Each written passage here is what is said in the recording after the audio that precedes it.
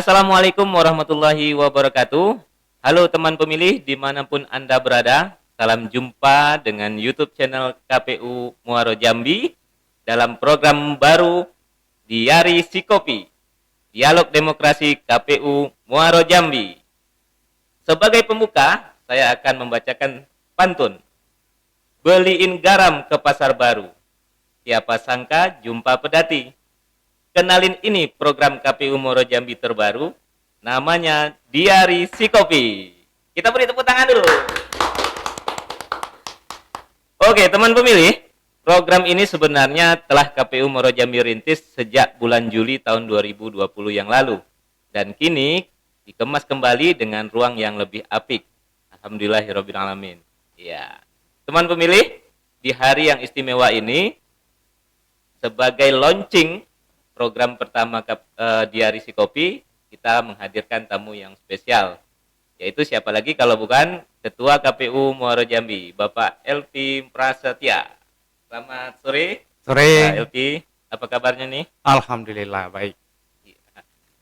Oke, Pak Ketua, Ya. ini program baru kita yang kita beri nama Diari Sikopi, Dialog Demokrasi KPU Muaro Jambi. Sebagai program pertama, sebelum kita mulai dialognya, kita minta dulu dua patah kata dari Pak Ketua sebagai tanda launching program Diari Sikopi ini. Silakan Pak Ketua. Baik, terima kasih. Assalamualaikum warahmatullahi wabarakatuh. Waalaikumsalam. Pertama, mungkin kata yang paling tepat itu selamat. Selamat telah dibukanya satu program baru mungkin. Walaupun rintisannya sudah cukup lama, tapi dikemas kembali dalam bentuk yang kekinian gitu ya. Iya. Yang namanya podcast Diari Sikopi ya. Dialog Demokrasi KPU Muaro Jambi. Ya, walaupun agak sedikit memaksa Mas Parianto, tapi kita hubung-hubungkan saja Mas. Iya. Yang jelas ada demokrasinya di sana. Ada demokrasinya. Sinkron lah dengan kegiatan pemilu ataupun pemilihan. Iya. Mungkin di samping itu ya juga ucapan terima kasih atas kerja keras rekan-rekan semua, tidak melihat divisinya secara bersama gotong royong untuk melaksanakan kegiatan yang sebenarnya diputuskan juga ya di dalam rapat ya Mas Parianto. Dan kita coba juga untuk memaksimalkan ya segala potensi yang ada, karena podcast ini banyak hal-hal yang dipersiapkan, baik itu peralatan, kemudian ruangan juga harus disetting sedemikian rupa yang mengarah kepada podcast yang lebih profesional ya, walaupun ya sebenarnya juga ala kadarnya itu Mas Parianto. Nah, kemudian hari ini ya kita akan mulai Mas Parianto podcast kita ini dengan mengucapkan Bismillahirrahmanirrahim. Podcast KPU Muaro Jambi yang kita beri nama Diari Sikopi, dengan mengucapkan Bismillahirrahmanirrahim dengan resmi kita luncurkan ya, dan kita resmikan sebagai program KPU Muaro Jambi. Tepuk tangan. Kita beri tepuk tangan. Ya, terima kasih Pak Ketua telah launching program Diari Sikopi ini. Dan teman pemilih, supaya kita lebih jelas ya, dari mana sebenarnya Diari Sikopi ini kita temukan. Sebenarnya memang seperti yang Pak Ketua bilang tadi agak memaksa. Tapi kita punya pendekatan perkatanya sebenarnya ya. Dia ya memang kita gunakan untuk sebagai dialog. Kita harapkan ini bentuk dialog yang sangat cair dan mudah-mudahan informasinya juga bisa diterima kepada teman pemilih sekalian. Kemudian ada risinya, itu mewakili demokrasinya. Kemudian ada kopinya, KPU Kabupaten Muaro Jambi. Ada K, ada O, ada I, ada Jambi. Tapi memang teman pemilih sekalian, kata diari sendiri itu dari bahasa Latinnya itu ialah diaria atau diamus, yang artinya itu masukan sehari-hari. Nah, ada lagi dari bahasa Perancis kuno, kata diary juga dikenal dengan kata journal atau jurnal, dan yang selama ini dipakai oleh media cetak yang terbit secara berkala itu jurnal yang berisi tulisan-tulisan ilmiah ya Pak Ketua. Dan kita berharap dengan mengangkat kata diary ini, podcast KPU Muaro Jambi ini bisa membuat dengan bentuk pola yang lain atau bertransformasi dari sebuah tulisan ilmiah menjadi dialog yang ilmiah, khususnya terkait dengan penyelenggaraan pemilu. Apalagi tahun 2024 ini kita akan melaksanakan pemilu dan pemilihan serentak. Mudah-mudahan ini bisa menghadirkan informasi yang cukup bagi teman pemilih, dan bisa juga teman-teman pemilih sekalian untuk terlibat aktif dalam podcast Diari Si Kopi ini, bisa datang langsung. Oke, Pak Ketua, tadi launching sudah dibuka dan sekarang kita coba ngobrol. Kita akan coba mulai dengan pengalaman dulu Pak Ketua nih. Bagaimana pengalaman Pak Ketua selama menjadi komisioner di KPU Muaro Jambi? Adakah yang sangat berkesan, menyedihkan, atau menyenangkan? Paling tidak itu bisa menjadi pembelajaran nanti bagi kita. Silakan Pak Ketua. Baik, sebelumnya memang kita sudah buka, Mas Marianto, ini starting point kita sebenarnya untuk mencoba memulai hal yang baru ya, mewarnai daripada sistem sosialisasi ya, yang akan coba kita terapkan dalam bentuk baru ya. Harapannya mungkin dengan kemasan baru bisa singgah atau mampir di hati masyarakat. Iya. Karena masyarakat mungkin ada yang agak sedikit risih lah melihat sesuatu yang sifatnya formalitas, mungkin seperti itu. Nah, sebagai ilustrasi saja, Diari Si Kopi ini, podcast ini kan disiarkan di kanal YouTube ya, kanal YouTube, dan bisa dinikmati dan bisa ditonton masyarakat dalam semua kondisi yang ada. Apalagi di like dan subscribe. Apalagi diawali dengan like, comment, and subscribe. Iya. Nah, masyarakat di Muaro Jambi ini kan bekerja di kebun kan, mungkin nyadap karet dan segala macam. Mungkin setelah itu pulang kerja sambil minum kopi, ya kan, ada cemilan dan segala macam, menikmati Diari Si Kopi gitu. Iya. Nah, suatu hal yang santai tetapi message-nya ataupun pesannya bisa sampai kepada teman-teman pemilih kita, berupa muatan regulasi ataupun hal lain berhubungan dengan pemilu dan pemilihan. Itu mungkin sedikit gambaran ya harapan kita. Kemudian sedikit lagi persoalan Diari Si Kopi. Nah, saya mungkin bisa mewakili generasi zaman dulu mungkin. Kalau muda mungkin sudah terlewat sedikit. Kalau tua mungkin belum, dewasa lah. Iya kan? Kalau dulu kan yang namanya media massa kan tidak segencar sekarang gitu kan. Sekarang kan medsos sudah luar biasa. Ada Facebook, ada WA dan segala macam. Kalau kita dulu susah. Itu pun ada misalnya TVRI, itu kan mulai jam 3, jam 4. Malam kan sudah tutup. Nah, jadi diari ini sebenarnya suatu hal yang cukup mewakili gitu kan, karena bisa tempat curhat. Mas Prianto ya. Karena ada buku, kalau ada kondisi khusus kita catat di sana gitu kan. Kita tulis di sana gitu kan. Yang berkesan kan, seperti itu. Nah, itu mengingatkan saya tentang diari itu sebenarnya. Nah, kalau kita hubungkan dengan hal kekinian pemilu dan pemilihan, itu bisa juga dalam podcast ini ajang curhat.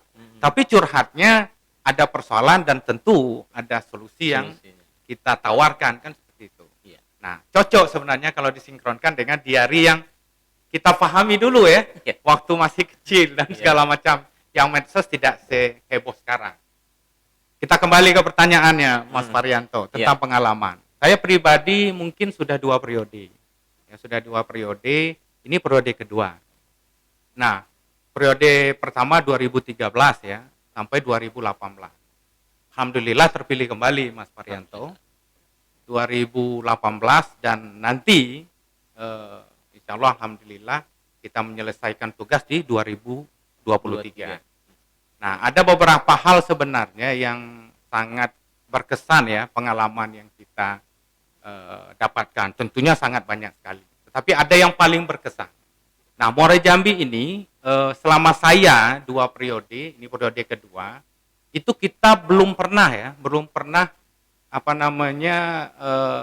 mengalami suatu kondisi gugatan ke Mahkamah Konstitusi, Mas Parianto. Dan harapannya mungkin tidak juga mungkin yang di lembaga lain misalnya, atau di DKPP dan segala macam. Itu alhamdulillah belum kita rasakan. Ya. Nah, kondisi lain terjadi di 2020, Mas Parianto. Di sini kesannya. Di pemilihan gubernur dan wakil gubernur Jambi 2020, itu kan Provinsi Jambi yang digugat ke Mahkamah Konstitusi dan dikabulkan, dan yang lokus yang paling banyak TPS-nya itu di Muara Jambi, 59 TPS. Nah, suatu hal yang baru karena kita belum pernah mengalami, ya tentunya hal-hal baru itu banyak penyesuaian yang harus kita lakukan. Nah, ada satu kondisi di mana pada hari H nih Mas Parianto, ada hal-hal yang baik juga sebenarnya dengan adanya PSU tersebut, pemilihan suara ulang tersebut. Kita dikunjungi oleh pimpinan kita. Hampir semua pimpinan KPRI itu datang ke Muara Jambi. Ya, ada beberapa juga yang tidak, tapi sebagian besar datang. Nah, pada hari H kita kan berlima pimpinan itu kan dibuat semacam tugas ya.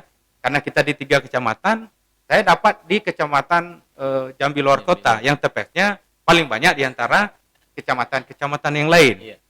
Kemudian di samping itu tugas juga karena saya dipercayakan kawan-kawan sebagai ketua, itu kan harus mendampingi pimpinan kita yang dari KPU RI.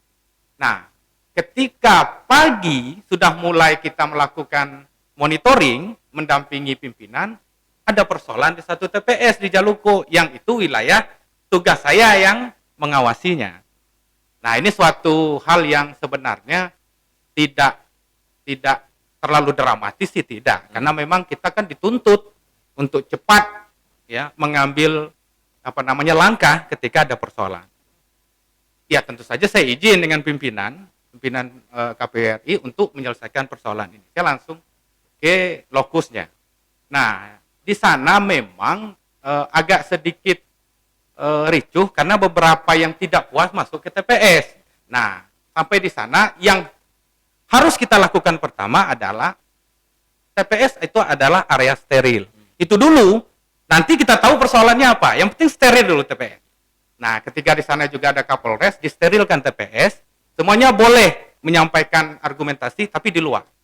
Nah, setelah itu kita coba kanalisasi, kita kanalkan, ya, kita adakan pembatas, ya, agar yang tidak bermasalah tetap bisa menyalurkan suaranya. Nah, ketika kita coba mendalami apa persoalan, ternyata persoalannya sederhana. Di situ adalah desa pemekaran. Pemekaran itu sudah jauh, 5 atau 6 tahun yang lalu, atau 5, 6, 7 tahun yang lalu sudah dilakukan pemekaran desa tersebut. Nah, yang jadi persoalan pada waktu itu KTP pemilih itu masih KTP lama, desanya berbeda. Desanya itu kebetulan tidak ada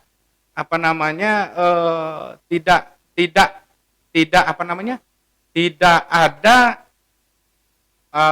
PSU-nya di desa tersebut, kan tidak semua desa di Muara Jambi PSU. Nah, langkah konkret kita mencoba memetakan dulu, kita petakan, kita cari informasi dulu RT-nya berapa. Nah, itu dulu. Dan kita panggil Pak RT, ternyata sudah mengetahui RT-nya. Nah, yang berKTP yang RT yang sama di desa yang berbeda, itu hasil pemekaran itu kita bolehkan memilih.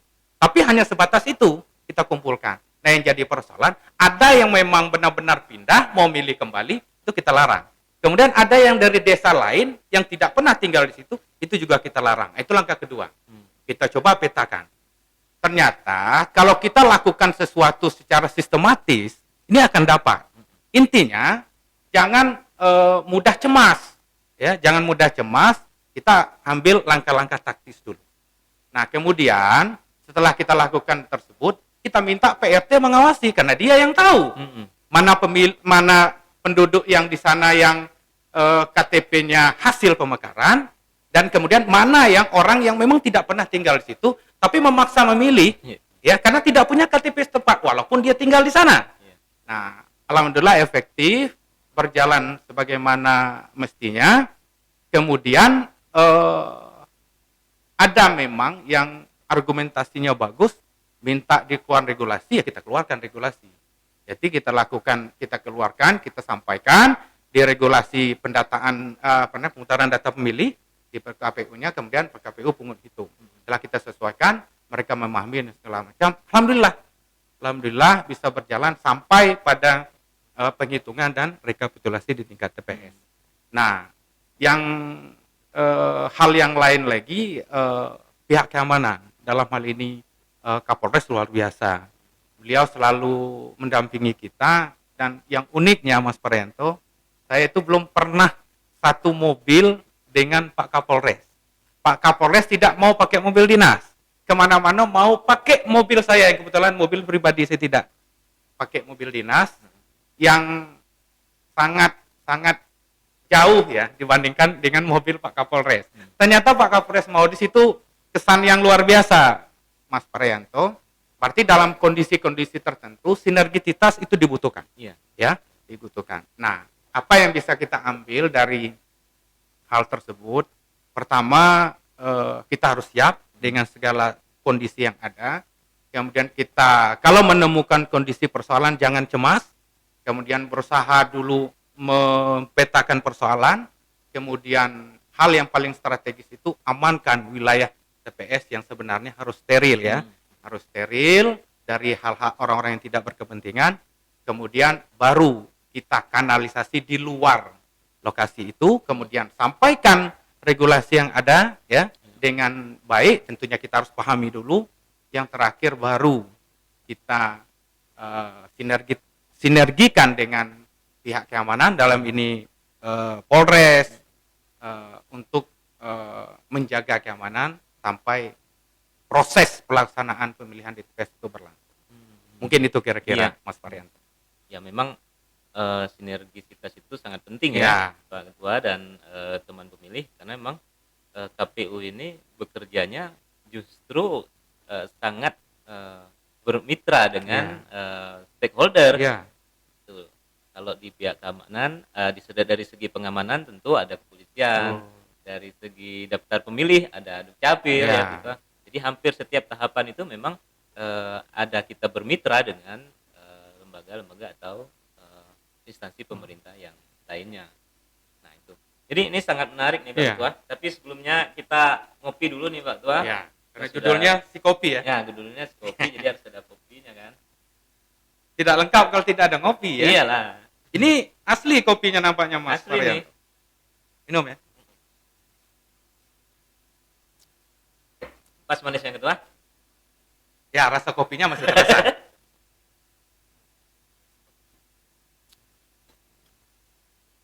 Oke, teman pemilih, kita lanjutkan ngobrolnya dengan Pak Ketua ini. Kopinya sudah enak sekali nih.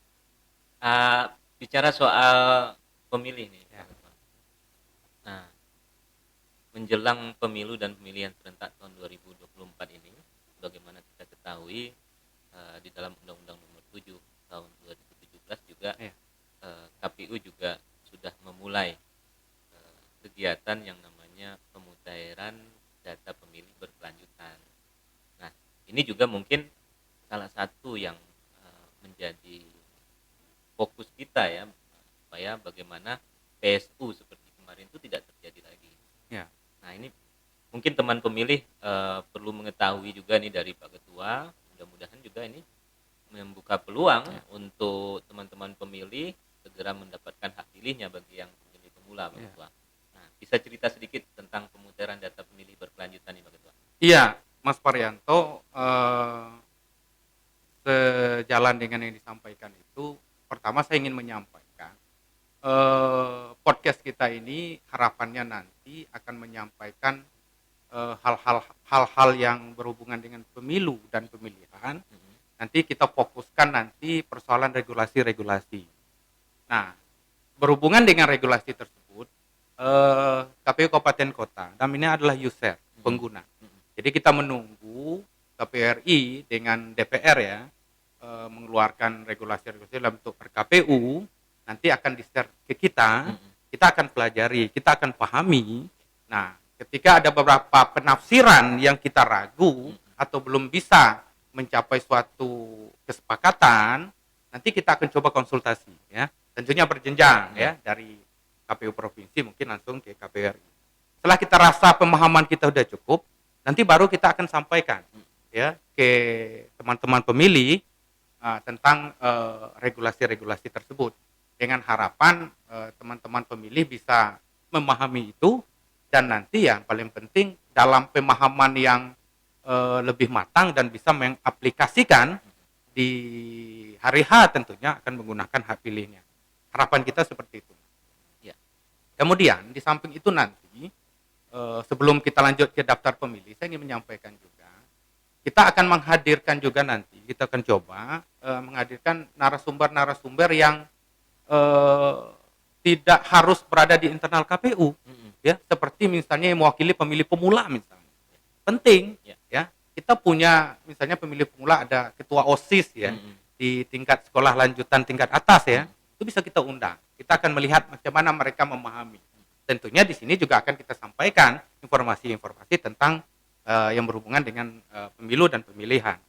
Nah, kemudian juga ada stakeholder yang lain juga seperti Dukcapil, itu harus kita hadirkan karena kita bermitra. Kemudian juga nanti ada kearifan lokal kita seperti tokoh-tokoh adat, itu luar biasa, bisa membantu kita mensosialisasikan tentang pemilu juga. Kemudian juga tokoh-tokoh agama, ini penting saya pikir.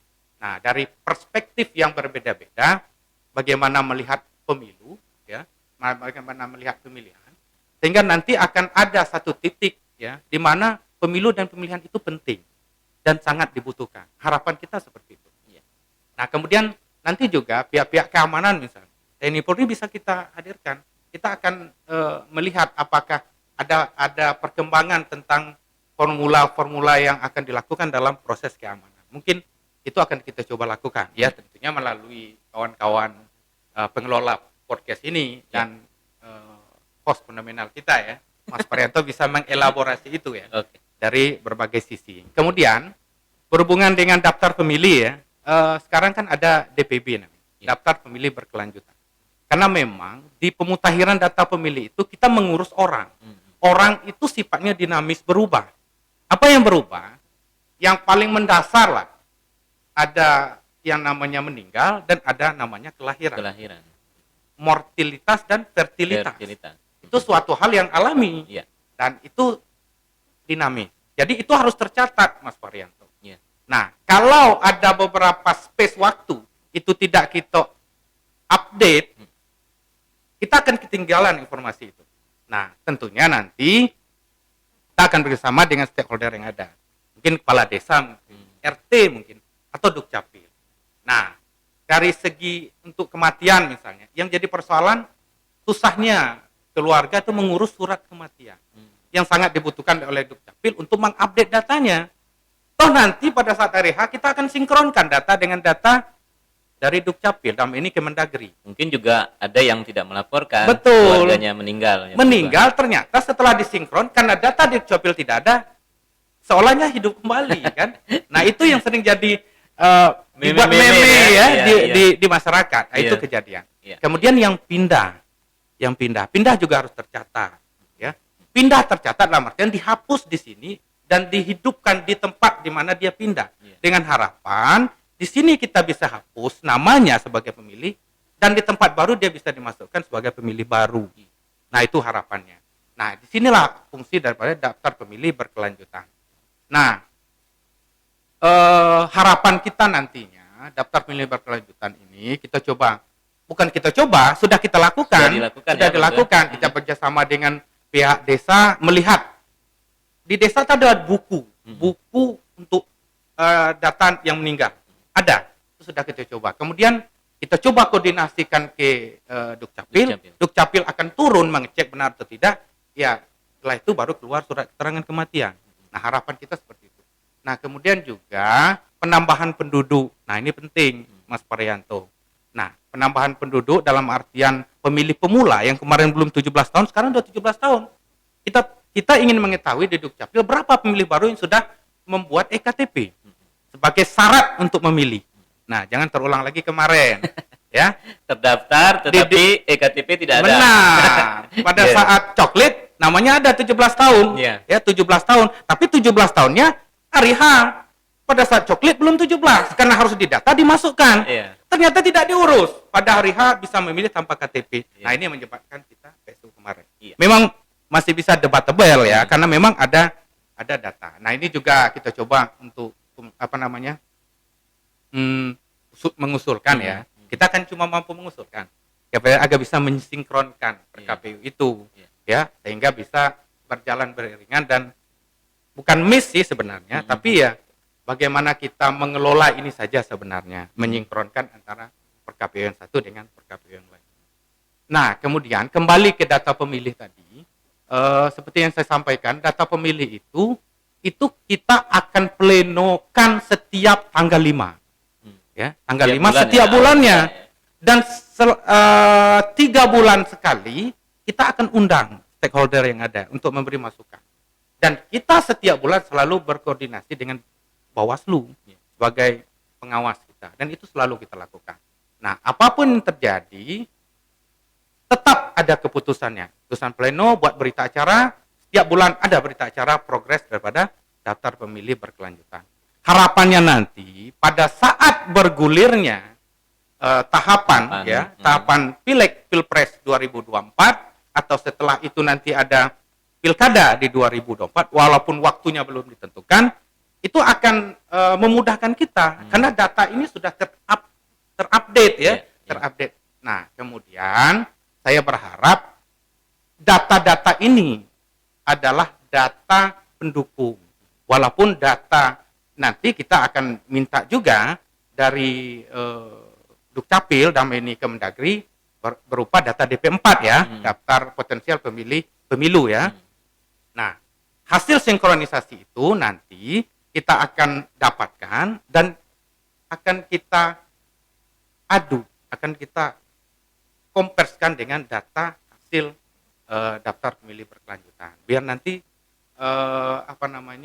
ada terjadi sinkronisasi data yang baik ya, dalam artian yang terdeteksi meninggal ya benar-benar meninggal, langsung bisa kita lakukan eksekusi. Harapannya seperti itu, dan itu bisa kita lakukan ya apabila kita sama-sama berkomitmen baik dalam aplikasinya maupun di dalam regulasinya. Mungkin itu Mas Pak. Nah, itu teman pemilih.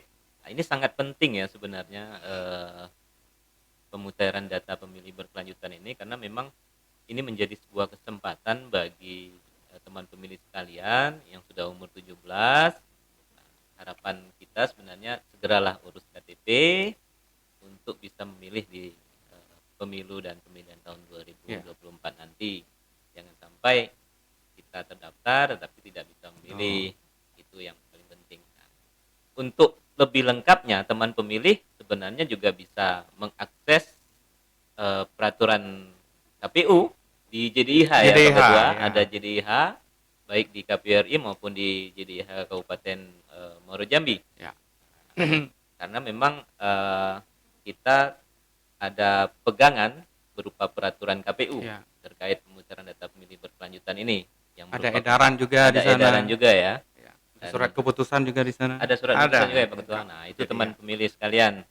Jadi ada namanya peraturan KPU nomor 6 ya Pak Ketua tahun 2021 tentang DPB ini, yang merupakan tindak lanjut dari pasal 14 kalau tidak salah ya Pak Ketua dari Undang-Undang nomor 7 tahun 2017. Itu teman pemilih. Oke, kita lanjutkan Pak Ketua. Nah, dari curhatan Pak Ketua tadi yang sudah dicatat ini dalam diary si kopi ini, dan apa yang terjadi di dalam cerita tersebut, kira-kira pesan-pesan apa yang menjadi penting bagi teman pemilih ketahui yang ya menjadi inilah, jangan sampai mereka lupa dan lain sebagainya. Jadi kita berikan informasi itu dan kita ingatkan apa yang harus kita ingatkan. Baik, Mas Parianto, yang paling penting diketahui oleh teman-teman pemilih semuanya, bahasanya regulasi tentang pemilihan umum maupun pemilihan kepala daerah itu kita tetap sampai saat ini masih mengacu ke Undang-Undang Nomor 7 tahun 2017, kalau pilkada Undang-Undang Nomor 10 tahun 2016. Ya. Nah, ini belum ada perubahan, Mas Parianto. Ya. Jadi tetap semua kita tetap mengacu ke sana. Ya. Nah, apa isinya? Isinya adalah itu pemilu legislatif dan pemilihan presiden, kemudian pemilihan kepala daerah itu digabungkan, ya, walaupun waktunya tidak sama, tapi di tahun yang sama, yaitu di tahun 2024. Nah, walaupun belum ditentukan, tetapi kan rancangannya kan sudah ada. Kalau pemilu legislatif dan presiden dirancang, karena KPU yang berhak untuk merancang itu dan dikonsultasikan nanti, itu kan di bulan Februari 2024, kemudian pilkada, gubernur dan wali kota dan bupati itu di bulan November 2024. Ini informasi awal. Ya. Nah, nanti baru kita sinkronkan tanggalnya tanggal berapa, harinya hari apa. Nah, ini baru informasi awal yang kita sampaikan. Biar ini ya. Biar masyarakat nanti tahu. Ini ya. Apa namanya? Selalu mengikuti diari si kopi ini ya. Nah, saksikan teman memilih tanggal berapa nanti. Ya. Nanti kita akan tetap menyampaikan itu setelah dapat tanggalnya, nanti kita sampaikan. Nah, yang jelas rancangannya baru itu yang ada, Mas Parianto. Yang kedua, untuk Muaro Jambi ya, kita spesifik Muaro Jambi. Nah, kalau untuk pilkada di Muaro Jambi kan sebenarnya di 2022 sekarang pilkadanya ya. Karena bulan Mei 2022 itu habisnya masa jabatan bupati dan wakil bupati. Akhir masa jabatannya dimulai Mei. Nah, karena Undang-Undang Nomor 10 2016 tadi mengamanatkan itu, maka akan ada pejabat yang melaksanakan tugas itu sampai di 2024. Nah, itu harus paham. Jadi masyarakat harus paham. Kalau tidak ada pilkada misalnya, nah siapa bupati kita? Nah, itu. Jadi dari 2022 sampai 2024 itu ada pejabat bupati yang akan melanjutkan ya kepemimpinan di eksekutif ya, tentunya bupati sebagai PJ bupati di Kabupaten Muaro Jambi. Nah, apa tugasnya, bagaimana mekanisme? Itu ada domainnya, ranahnya adalah Kemendagri ya. Dan presiden kabarnya untuk menentukan siapa dan mekanisme seperti apa. Kalau kita cuma menginformasikan bahwasanya pejabat sementara yang akan menggantikannya menjelang 2024. Nah, kemudian dari informasi KPRI, kalau kemarin yang jadi persoalan kan kadang-kadang aturan per KPU itu keluar mepet pada saat tahapan itu berlangsung. Nah, sekarang komitmen daripada pimpinan-pimpinan kita di KPRI itu harus kita apresiasi, Mas Parianto. Itu paling lambat 4 bulan sebelum tahapan itu per KPU-nya sudah keluar. Nah, ini luar biasa. Jadi ada space waktu yang cukup lama kita mensosialisasikan ke masyarakat. Dan kita belajar juga. Dan kita belajar juga. Harus belajar cepat. Harus belajar cepat, memahami dan kemudian ada yang penafsiran seperti tadi saya sampaikan yang kita belum pahami ya. Bisa ada waktu kita untuk konsultasi ke provinsi dan ke KPRI. Harapannya seperti itu. Mudah-mudahan ini bisa terrealisasi karena memang ini kebutuhan.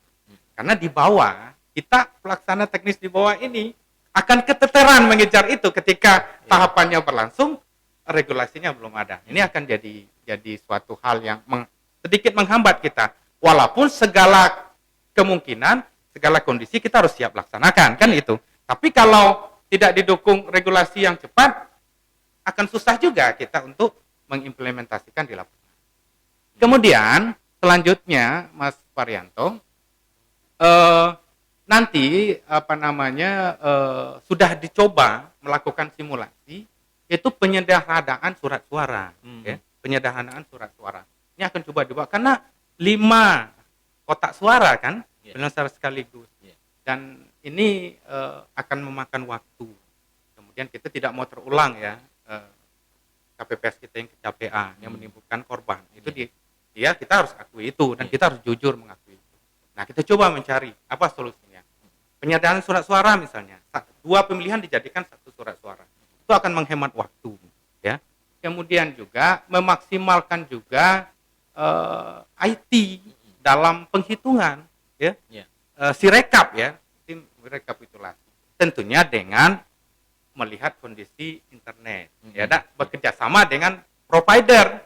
Nah, itu sudah disampaikan. Kita harus kerjasama melihat mana yang titik-titik yang sinyal internetnya lemah, kita harus kerjasama. Apapun yang terjadi harus kita dukung itu, karena memang Sirekap ini sangat membantu, ya, membantu menyingkat waktu, ya, sehingga kita tidak perlu melakukan rekap manual. Walaupun kemarin di 2020 sudah kita mulai, tetapi belum dilegalkan ya, karena masih manual dan Sirekap itu sebagai alat bantu. Harapan kita ke depan di 2024 Sirekap ini sudah jadi alat yang disahkan dan dilegalkan, gitu kan? Karena ketika kita coba luar biasa memangkas waktu, sehingga faktor kelelahan yang menyebabkan terjadinya korban itu bisa kita eliminir ya, bisa kita kurangi dengan memfoto, mengirim, langsung masuk dan langsung bisa diketahui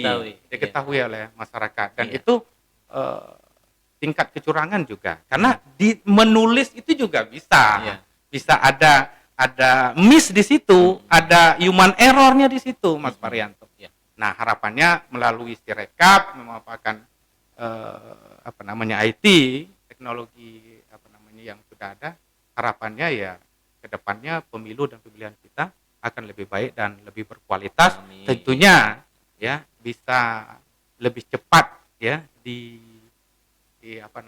diketahui hasilnya oleh masyarakat. Harapannya seperti itu. Oke. Terima kasih Pak Ketua untuk bincang-bincang kita sore hari ini di podcast Diari Si Kopi. Mudah-mudahan bermanfaat bagi kita semua. Nah, teman pemilih, itu tadi launching dan dialog kita bersama Ketua KPU Muaro Jambi, Bapak Setia, dalam program kita yang baru Diari Si Kopi, Dialog Demokrasi KPU Muaro Jambi. Nah, mudah-mudahan ini bermanfaat bagi yang ingin bertanya. Mungkin ada yang terlewat, bisa komen di bawah ini, kita akan berikan jawaban yang sesuai tentunya Pak Ketua ya. Oke, sampai jumpa lagi teman pemilih dalam program podcast KPU Muaro Jambi, Diari Si Kopi KPU Muaro Jambi untuk berikutnya, tentu dengan narasumber yang berbeda dan pembawa acara juga yang berbeda, yang lebih cantik, karena yang ganteng hanya saya. Terima kasih. Wassalamualaikum warahmatullahi wabarakatuh. Waalaikumsalam warahmatullahi wabarakatuh. Silakan dilanjutkan.